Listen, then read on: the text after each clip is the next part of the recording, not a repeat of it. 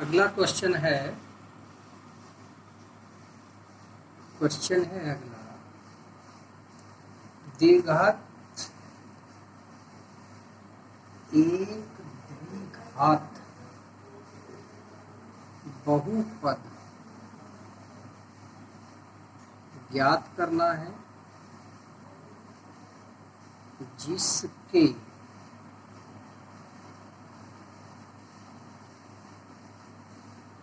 शून्यंकों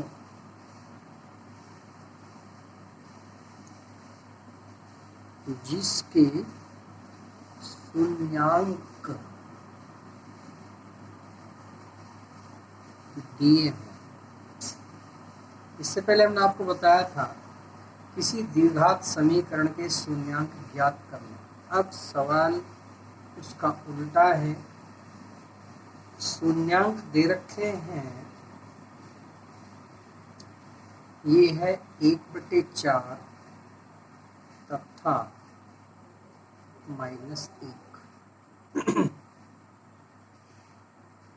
इसका एक सूत्र है, वो मैं आपको लिख रहा हूँ, वो आपको द्विघात समीकरण में भी याद करना पड़ेगा। तो यहीं से आप पक्का होगा। चलिए, क्या है? x² माइनस शून्यंकों का योगफल इंटू x प्लस शून्यंकों का गुणनफल। ठीक है, यहाँ पर लिखते हैं x² माइनस सूत्र वाला है शून्यंकों का योगफल अर्थात 1/4। योगफल यानी जोड़ना है, लेकिन एक शून्यंक इसका माइनस है, यहाँ माइनस आएगा, इंटू x प्लस शून्यंकों का गुणनफल 1/4 गुणा -1। देखिए, यहाँ ये कोष्ठ हमने इसलिए लगाया है ताकि आपको याद रहे ये एक जो है माइनस का है। क्या हुआ? x² minus. अब आप देखिए, मैं आपको एकदम साधारण तरीके से बता रहा हूँ। ये है 1/4 और ये है पूरा 1। ठीक है, चलो यहाँ एक उदाहरण देकर आपको बता रहा हूँ। ये हमारा कोई वस्तु है या कोई फल है। हमने इसको 2 भागों में बांट दिया। 1/2 भाग ये हुआ और 1/2 भाग ये हुआ। ठीक है, अब हम इसको 4 भागों में बांटते हैं। अब क्या होगा? ये भाग हमारा 1/4, ये भी 1/4, ये भी 1/4, ये भी 1/4। ठीक है, ये आप ऐसा मान लीजिए ये आपका 1 लीटर दूध है। इसको हमने 4 बराबर भागों में बांट दिया। 1 पाव ये हुआ, 1 पाव ये हुआ, 1 पाव ये, 1 पाव ये। यदि हम इन सबको जोड़ देंगे तो पूरा 1 हो जाएगा। ठीक, तो यहाँ इस 1 में से ये 1/4 अर्थात ये वाला भाग इसमें से कट गया। तो ये कितना बचा है? यहाँ से यहाँ तक का इसको जोड़ लीजिए, 3/4। और बचा कहाँ का? माइनस का 3/4। ठीक है, इंटू x प्लस इसकी गुणा जब इसमें करेंगे ये आपका माइनस का 1/4 हो जाएगा। तो क्या आया? x²। इस माइनस की गुणा इसके जब पोस्ट हटाएंगे तो एक गुणा में प्लस हो जाएगा, 3/4x प्लस 1/4 सॉरी माइनस 1/4। अब आप ये देख रहे हैं ये एक हमारा द्विघात बहुपद ज्ञात होगा। समझ में आया होगा? करो। तो ये हमने आपको बताया ये द्विघात समीकरण कब बनेगा। एक द्विघात बहुपद ज्ञात करना है जिसके शून्यांक दिए हैं। ये आपको ध्यान रखना है, यहाँ शून्यांक दिए हैं। हमने पहला एक शून्यांक ये और दूसरा शून्यांक ये। ठीक है, अब हमारी प्रश्नावली में क्या दिया गया है? कहीं कहीं ऐसा करते हैं, इसमें कर रखा है, यहाँ पर दे रखा है शून्यंकों का योगफल, ये यहाँ पे 1/4 तथा गुणनफल बराबर -1। ठीक है, यहाँ पे हमने ये शून्यांक माने थे, लेकिन यहाँ पर देखिए अभी सवाल बदल जाएगा। तब क्या होगा, सूत्र वही है, x² माइनस शून्यंकों का योगफल इंटू x प्लस शून्यंकों का गुणनफल। ठीक है, देखिए क्या बनता है, x² माइनस शून्यांकों का योगफल 1/4 इंटू x प्लस की जगह माइनस हो जाएगा, या आप ऐसा कर लीजिए। ठीक है, तो क्या बनेगा, x² माइनस 1/4 x और इसकी गुणा इसमें करेंगे -x।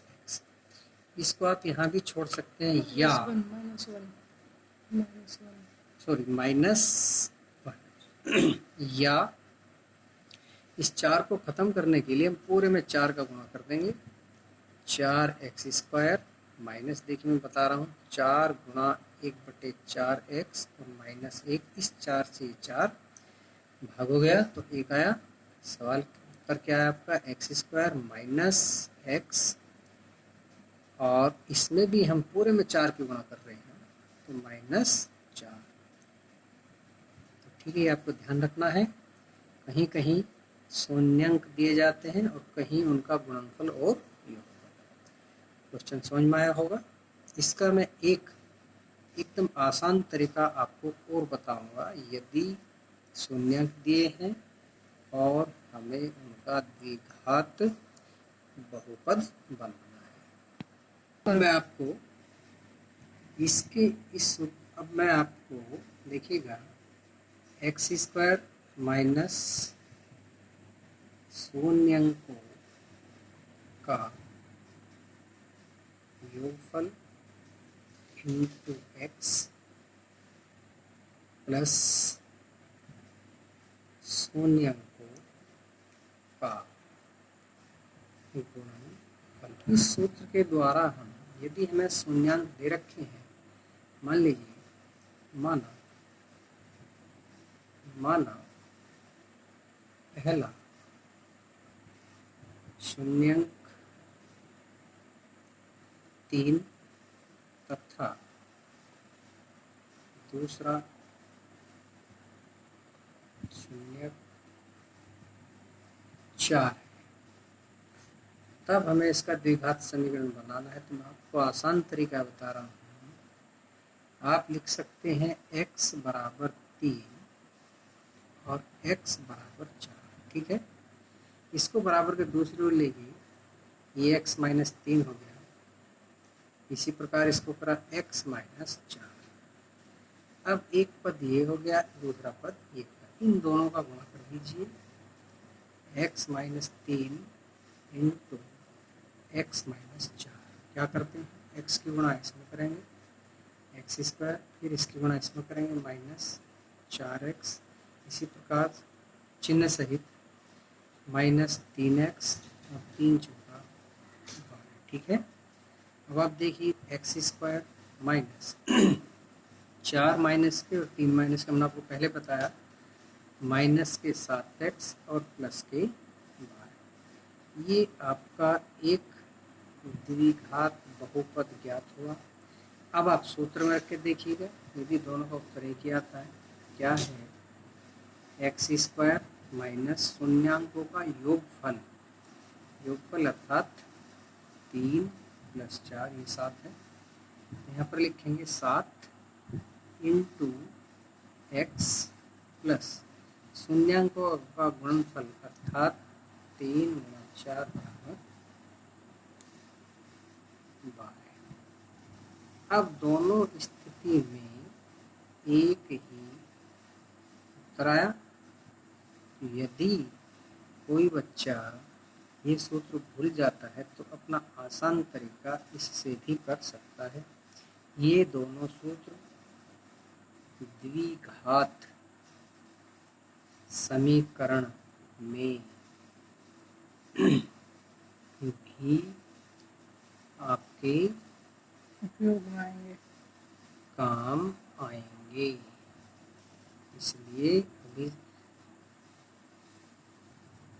से आप इनको याद करिए। समीकरण क्या है? मान लीजिए हमारा कोई एक पद है, ये यदि दो घात होगी तो द्विघात पद हो गया, और यदि हम इसको ये कह देते हैं एक्स स्क्वायर प्लस 2 बराबर 0, ये आपका समीकरण बन गया। तो द्विघात समीकरण में ये सूत्र आपके काम आएगा, याद रखना है आपको।